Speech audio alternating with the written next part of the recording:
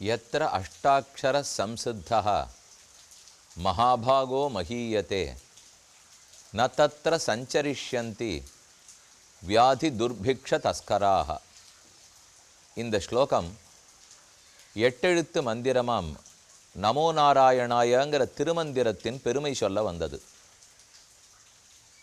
எங்கே எட்டெழுத்து மந்திரம் மதிப்புடன் ஓதப்படுகிறதோ அங்கே வியாதி, துர்பிக்ஷம், தஸ்கரர்கள். வியாதிங்கிறது நோய், துர்பிக்ஷம் பஞ்சம், தஸ்கரர்கள் திருடர்கள். நோயோ பஞ்சமோ திருட்டோ அந்த நாட்டில் இருக்கவே இருக்காது. நாடு செழிப்பாக இருக்கும். எங்கே? எட்டெழுத்து மந்திரம் ஓதப்பட வேண்டிய இடத்தில். அப்போ நாட்டாருக்கு நீங்காத செல்வம் வேணும்.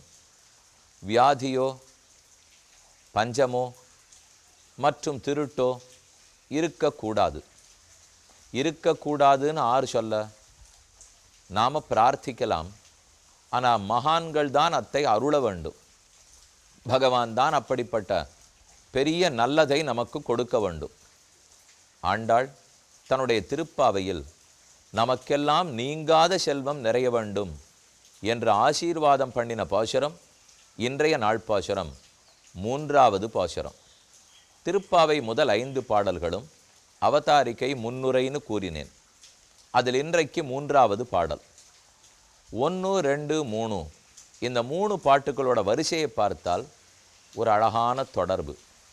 முதல் பாடலில் நாராயணனே நமக்கே பறை தருவான்னு சொன்னாள். அது வைகுந்தநாதன் நாராயணனை குறிக்கும். 2வது பாடலில் பார்க்கடலுள் பையத்துயின்ன பரமன் என்னை சயனித்து கொண்டிருக்கிற க்ஷீராப்திநாதனை கூறினாள்.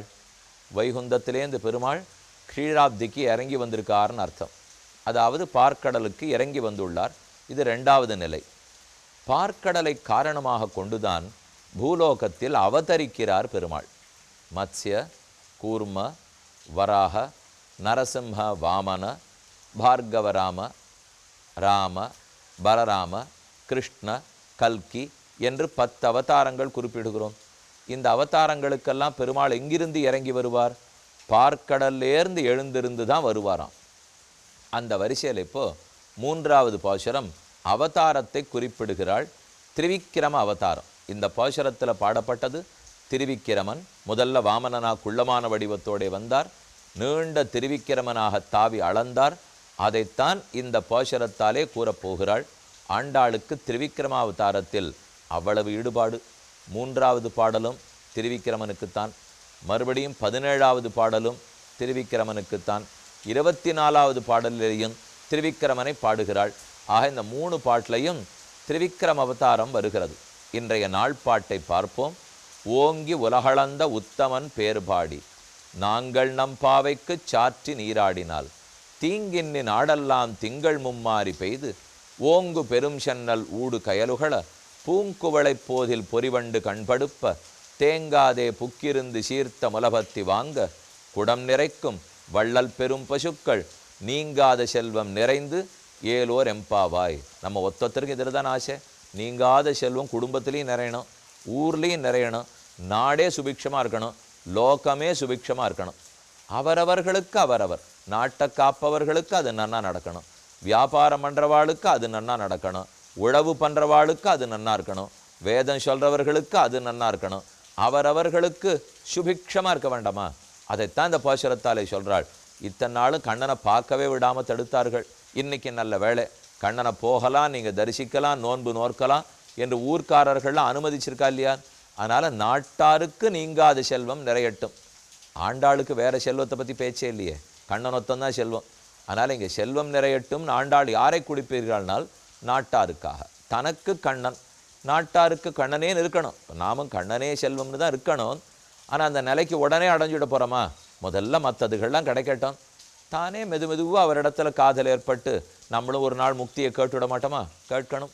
ஆண்டாள் அனுகிரகத்தால் அது ஒரு நாள் ஏற்படணும். இனி பாட்டுக்கு அர்த்தம் பார்ப்போம். ஓங்கி உலகளந்த உத்தமன். உத்தமன் தான் திருவிக்கிரம பெருமாள். ஓங்கி உலகளந்தார். வாமனமூர்த்தியாக குள்ளமான வடிவத்தோடே மகாபலியிடத்தே சென்றார். பிச்சை எடுத்தார். 3 அடி மண் கேட்டார். எதற்காக? இந்திரனுடைய 3 அரசுகளை, அதாவது பூலோகம், புவர்லோகம், சுவர்லோகம் என்கிற 3 லோகங்களும் இந்திரனுடைய சொத்து. அந்த சொத்தை மகாபலி பறித்து கொண்டு போனான். இந்திரன் ஓட்டமாக ஓடி வந்து கண்ணன் நாராயணனிடத்திலே பிரார்த்திக்கிறார். கவலைப்படாதே, நான் பிறந்து உன் சொத்தை மீட்டு கொடுக்கிறேன். பகவான் வாமனமூர்த்தியா அதிதிக்கும் காஷ்யபருக்கும் பிறந்தார். ரொம்ப குள்ளமான வடிவம். எப்படி மகாபலியினிடத்திலேருந்து சொத்தை வாங்கலாம்? ராவணனை அழிக்கிறாப்பில் அழிக்கலாமா? கம்சனை கொன்னாப்பில் கொன்னலாமான்னால் பண்ண முடியாது. ஏன்னா பிரஹ்லாதனை நரசிம்ம பெருமான் அருள் புரிந்தார். அப்போ பிரஹ்லாதனிடத்தில் சொல்கிறார், நான் உங்கள் அப்பாவை கொன்னுட்டேன், ஆகவே ஒரு வரம் தரேன். இனிமேல் உன் குலத்தில் பிறந்த யாரையும் கொல்லவே மாட்டேன், உன் குலத்துதித்தோரை கொல்லேம் என்று கம்பர் தன் கம்பராமாயணத்தில் சொல்கிறார். அந்த பிரஹ்லாதனுடைய பிள்ளைக்கு விரோச்சனன்னு பேர். விரோச்சனுடைய மகன்தான் இப்போ மகாபலி. அப்போ பிரஹ்லாதனுக்கு பேரன் ஆயிட்டான் இல்லையா? அதனால கொல்ல முடியல. மேலே அவன் பெரிய கொடையாளி வேறு, தானப்பிரபு. அவனை போய் கொல்றதுக்கு முடியுமா? அப்போ என்ன பண்ணலாம்? அவரோ தானம் கொடுக்குறார், நம்ம தானம் வாங்குவோம். வாங்கி அவர்கிட்ட நாட்டை வாங்கி இந்திரனிடத்தில் கொடுத்துருவோம் என்று வாமனமூர்த்தி குள்ளமாக பிறந்தார். மகாபலி இடத்தை சென்றார். 3 அடி மண் கேட்டார். அவனு கமண்டலு தண்ணீரோட 3 அடி மண் பூமி தானம் கொடுக்குறான்.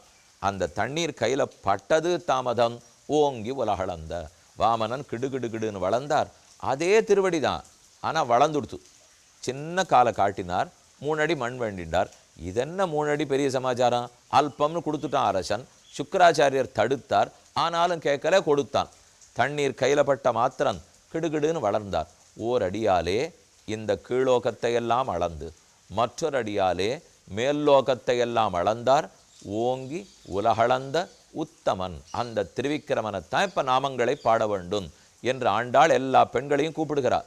நோன்பு நோக்கணும்னு கூப்பிடுறீங்களே, எதுக்கு கூப்பிடுறீங்கன்னா போய் திருவிக்கிரமனை பற்றி பாடணும், அதுக்காகத்தான் கூப்பிடுறோம். உலகளந்த உத்தமன். பகவானை ஆண்டாள் உத்தமன் அழைக்கிறாள். ஏன்? அதமன் யார்? மத்தியமன் யார்? உத்தமன் யார்? அதமன்னா ரொம்ப தாழ்ந்தவர், மத்தியமன்னா தேவலை நடு, உத்தமன்னா மிக உயர்ந்தவர். யார் ஒருத்தன் தான் நன்னா இருக்கிறதுக்காக பரத்தியார் கெட்டாலும் சரி என்று இருக்கானோ அவன் அதமன், ரொம்ப தாழ்ந்தவர். நானும் நன்னா இருக்கணும், புறத்தியாரும் நன்னா இருக்கணும், இது நினைத்தா மத்தியமன் நடு. நான் கெட்டாலும் சரி மற்ற பேர் மக்கள் நன்னா இருக்கணும், இந்த உயர்ந்த எண்ணம் இருந்தால் தான் உத்தமன். அவனைத்தான் இப்போ உத்தமன் ஆண்டாள் கொண்டாடுகிறாள். அப்படி என்ன பெருமாள் பண்ணியிருக்கார்? மற்ற பேர் நன்னா இருக்கணுங்கிறதுக்காக தான் தன்னை குறைச்சின்றாரானால், உயரமான பெருமாள் குள்ளமான வடிவத்தில் போனாரே, அது தன்னை குறைச்சின்றது இல்லையா? கொடுத்து கொடுத்து பழக்கப்பட்டவர் தான் கையேந்தி பிச்சை எடுக்கிறதுக்கு போனாரே, அது மாறினது இல்லையா? தன்னை குறைச்சுனுட்டார். எப்பவும் கிரகஸ்தன். பிராட்டி தன் திருமார்பை விட்டு, மகாலட்சுமி பெருமாளுடைய மார்பை விட்டு நகரவே மாட்டாள். ஆனால் அவளை மறைத்து கொண்டு பிரம்மச்சாரி வேஷம் போட்டு போனாரே. அவர் கல்யாணானவர், இல்லறத்தில் இருக்கிறவர், எப்போதும் மகாலட்சுமி கூட தானே இருக்கா. ஆனால் அதை மறைத்து வைத்து கொண்டு பிரம்மச்சாரி கோலத்தில் போனார். பிச்சை எடுக்கணும், பிக்ஷாந்தேகின்னு கேட்கணும்னா பிரம்மச்சாரியாக இருந்தால் தானே இருக்குங்கிறதுக்காக அப்படி சென்றிருக்கிறாரே. அப்போ தன்னை குறைத்து கொண்டாவது இந்திரனுடைய நாட்டை மீட்டு கொடுக்க வேண்டும். இந்த குணம் யாருக்கு வரும்? அதைத்தான் உத்தமன்னு கூறுகிறாள். ஓங்கி உலகளந்த உத்தமன் பேர் பாடி. உத்தமனை பாடின்னு சொன்னாலே போரும். பாடுறச்சே பேரோட தான் பாடுவோம். பேர் பாடின்னு தனித்து சொல்லியிருக்க வேண்டாம். ஆனால் இங்கே பேர் பாடின்னு சொல்ல காரணம், பகவானை காட்டிலும் பெருமானுடைய நாமங்களை பாடுவது பக்தனுக்கு ரொம்ப முக்கியம். அப்போ இந்த கலியுகத்துக்கே தர்மம் நாம சங்கீர்த்தனம்னு இந்த பாட்டிலேருந்து ஆரம்பிக்கிறது. பரமனடி பாடின்னு கீழ்ப்பாட்டில் பார்த்தோம். இப்போ ஓங்கி உலகளந்த உத்தமன் பேர் பாடின்னு இங்கு பாடுகிறோம். பகவானுடைய நாமங்களுக்கு அப்படி என்ன ஏற்றம்? அவருக்கு இல்லாத பெருமை நாமங்களுக்கு உண்டானா உண்டு. பெருமான் 24 கேரட்டு தங்கம் போலே, ஆனால் அவருடைய நாமங்கள் செப்பு கலந்த 22 கேரட்டு தங்கம் போலே. சொக்க தங்கத்தை வச்சுன்னு ஆபரணம் பண்ண முடியாது. அதே செப்பு கலந்திருந்தால் தான் ஆபரணம் பண்ண முடியும். அப்போ பெருமானை வச்சுன்னு ஒன்றும் பண்ண முடியாது. அவன் நாமங்கள் நாம் இருக்கிற இடத்துல இருக்குமே.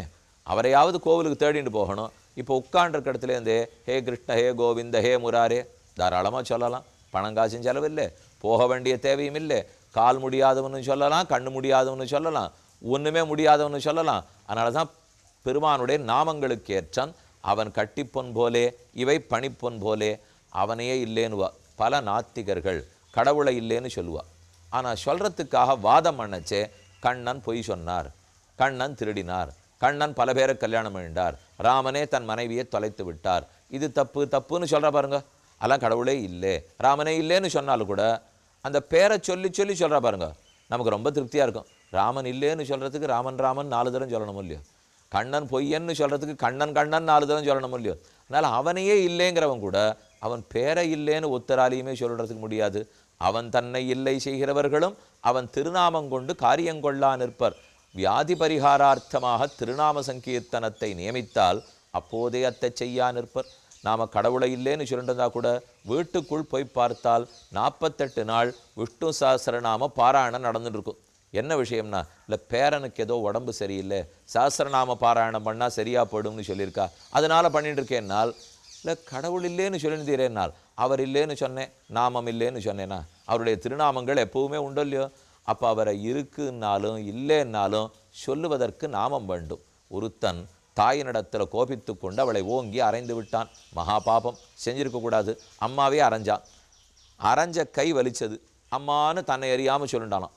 அம்மா கேட்டா, என்னை பிடிக்காது, என்னை அடிக்கிற, ஆனால் கை வலிச்சா அம்மாங்கிற, என்ன உன்னைத்தான் பிடிக்காது, உன் பேரை சொல்கிறது கூட உரிமை இல்லையான்னா இயற்கையில் பேர் வந்துடுறது பாருங்க. அதுதான் நாமங்களின் ஏற்றம். அவன் தன்னை இல்லை செய்தாலும் திருநாமத்தை கண்டிப்பாக சொல்லலாம். மாதృகாதகனுக்கும் கை நொந்தால் அம்மே என பிராப்தி உண்டாமா போலே திருநாமம் சொல்லுகைக்கு சர்வரும் அதிகாரிகள். எல்லாருக்கும் அதிகாரம் உண்டு. அவர் இல்லாத இடத்திலும் அவனுடைய திருநாமங்கள் காப்பாற்றும்.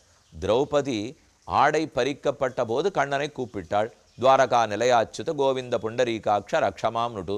கண்ணன் அங்கு இல்லையே, ஆனாலும் ஆபத்தில் படம் வந்ததே. கண்ணன் இல்லாவிட்டாலும் அவன் திருநாமங்கள் நம்மை காக்கும். பேர்பாடி உத்தமன் பேர்பாடி நாங்கள் நம் பாவைக்கு சாற்றி நீராடினால். நம்முடைய மார்கழி நோன்புக்கு இன்னென்னது நீராடி இன்னென்னது செய்ய போகிறோம்னு செய்தால் சாற்றி நீராடினால், நாம் போய் யமுனையில் குளிச்சுட்டு வந்தோம்னால் தீங்கின்றி நாடெல்லாம் திங்கள் மும்மாறி பெய்து. ஒரு தீங்கும் வரக்கூடாது. அந்த தீங்கைத்தான் கீழே சொன்னேன். வியாதி வரக்கூடாது, பஞ்சம் வரக்கூடாது, திருட்டு வரக்கூடாது. தீங்கின்றி நாடெல்லாம். என்ன சமுதாய கண்ணோட்டத்தோட பாசுரம் பாருங்க. 5 வயசு பெண் குழந்தை ஆயிரக்கணக்கான ஆண்டுகளுக்கு முன்னால் ஆன்மீகவாதினா வெறும ஆன்மீகம் ஆத்மா பரமாத்மா மட்டும் பேசுகிறவர் நான் நினச்சிட்டு இருக்கோம். இப்போ ஊருக்கு வேண்டிய அத்தனை செல்வத்தையும் ஒரு பரந்த நோக்கோடே ஒரு தாராள மனசோட ஆண்டாள் பாடியிருக்கிற பாசம். அதுதான் திருப்பாவைக்கு இவ்வளவு பெருமை. பட்டி தொட்டி முழுக்க இருக்குன்னு சொன்னால் இதுதான் விஷயம். இப்போ அப்போ தீங்கின்றி நாடெல்லாம் திங்கள் மும்மாறி பெய்து. மாதத்துக்கு 3 தரம் மழை பெய்யணும். கொஞ்சம் நன்னாவே பட்டு இருக்கும். இப்போது வரிசையாக மழை பெஞ்சால் என்ன ஆகுங்கிறத தெரிஞ்சுட்டு இருக்கோம். அப்படி இருக்கக்கூடாது. 9 நாள் வெயில் காயணுமா, 1 நாள் மழை பெய்யணும். அந்த மழையை முழுக்க பூமி இழுத்துக்கணும்.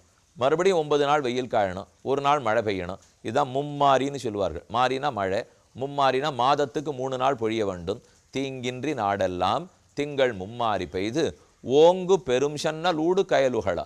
இங்கே சென்னல் கதிர்கள் களத்து மேட்டில் நெல்லெல்லாம் உயரமாக வளர்ந்துருக்கான். எவ்வளோ உயரம்னா திருவிக்கிரமன் வளர்ந்த உயரம் நெல்லு கதிர் வளர்ந்துருத்தான்.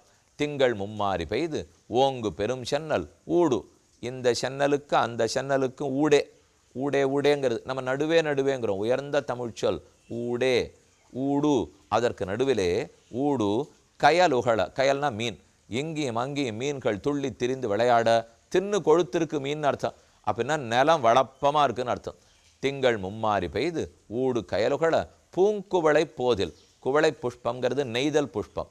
பூங்குவளை போதில் கொத்து கொத்தா நெய்தல் புஷ்பங்கள் இருந்தால் பொறிவண்டு கண்படுப்ப. அதில் அழகான சின்ன சின்ன வண்டுகள் கண்ணை வச்சு தூங்கிட்டு இருக்கான். கொஞ்சம் அந்த செடி குலுங்கித்துன்னு வச்சுங்க, பூங்கொத்து குலுங்கிறது. அப்போ அந்த கொத்தே தொட்டில் ஆற்றாப்பில் தூளி ஆற்றாப்பில் இருக்கான். அதில் அப்படி படுத்துன்னு தூங்குறதான் வண்டுகள்லாம். இதெல்லாம் செழிப்பை பற்றி சொல்லும் பாசுரம். இயற்கை ரொம்ப செழிப்பாக இருந்தால் நாம் நன்னா இருக்க போகிறோம். தீங்கின்னின் அடெல்லாம் போலை போதில் பொறிவண்டு கண்படுப்ப தேங்காதே புக்கிருந்து சீர்த்த முலபத்தி வாங்க. ஒவ்வொரு அங்கே இருக்கிற பசுக்கள்லாம் எவ்வளோ பெருசு. தேங்காதே புக்கிருந்து அதில் மடியிலேருந்து பாலை கறக்கணும்னு சொன்னால் அதுக்கு போகிறதுக்கு தூண்டணுமா. இவ்வளவு பாலை யார் கறக்கிறது? இவ்வளோ பெரிய சமுத்திரத்தை நான் தாண்டுவேனான்னு ஹனுமான் பேசாமல் உட்காந்துட்டார். ஜாம்பவான் சொல்லி சொல்லித்தானே கடைசியில் அவர் தாண்டினார்.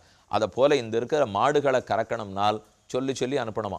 திங்கள் மும்மாறி பெய்து ஓங்கு பெரும் சென்னல் ஊடு கையொழக பூங்குவளை போதில் பொறிவண்டு கண்படுப்ப தேங்காதே புக்கிருந்து சீர்த்த முலைபத்தி வாங்க. இடையன் யாரெல்லாம் கறக்கணுமோ கறக்க வேண்டியவர்கள்லாம் அமைத்தா அவள் போய் உட்காந்து தெம்பாக கறக்கிறதுக்கு ஆரம்பிக்கணுமா. ஏன்னா அந்த பசுக்கள் வள்ளல் பெரும் பசுக்கள் நீங்காத செல்வம் நிறைந்து. வள்ளல் பசுக்கள் கண்ணன் எப்படி அர்ஜுனன் கேட்டாங்கிறதுக்காக ஒரு வார்த்தை எனக்கு நல்லது சொல்லுங்கிறதுக்கு 700 ஸ்லோகம் கீதையை கொட்டினாரோ இல்லையோ. அவன் 700 ஸ்லோகம் கொடுன்னா கேட்டான், சொல்லுன்னு கேட்டான். உடனே 700 தெரிஞ்சது எல்லாத்தையும் சொல்லிட்டார். அதை போல் இந்த ஊரில் இருக்கிற பசுக்களும் கண்ணன் தொட்டு தொட்டு வளர்ந்தவை. அதனால் நம்ம மடியை தொட்டால் போருமா, கொவளை கோவளையா பால் கறந்துட்டே இருக்குமா. அப்போ தேங்காதே புக்கிருந்து சீர்த்த முலபத்தி வாங்க குடம் நிறைக்கும். குடத்தை வச்சது தான் தாமதம், குடம் ரொம்பி போடும். குடம் நிறைக்கும் வள்ளல் பெரும் பசுக்கள். வள்ளல் போன்ற கண்ணனை போன்ற வள்ளன்மை பெரும் பசுக்கள் கண்ணனை விட உயரமாக வளர்ந்துருக்கான். ஒவ்வொன்றும் அவ்வளோ பெருசு. நீங்காத செல்வம் நிறைந்து ஏலோர் எம்பாவாய். இப்படிப்பட்ட செல்வம் நாடு முழுக்க நிறைய வேணும்னு ஆண்டாளுடைய ஆசீர்வாதம். அவள் அருளாலே இல்லந்தோறும் இந்த நீங்காத செல்வம் கிருஷ்ண பக்தி என்னும் நீங்காத செல்வமும் நிறைந்திருக்கட்டும்னு இந்த நன்னாளிலே வேண்டிக் கொள்கிறேன். நாளை காலை உண்டு 4வது பாசுரத்துக்கு காத்திருக்கவும்.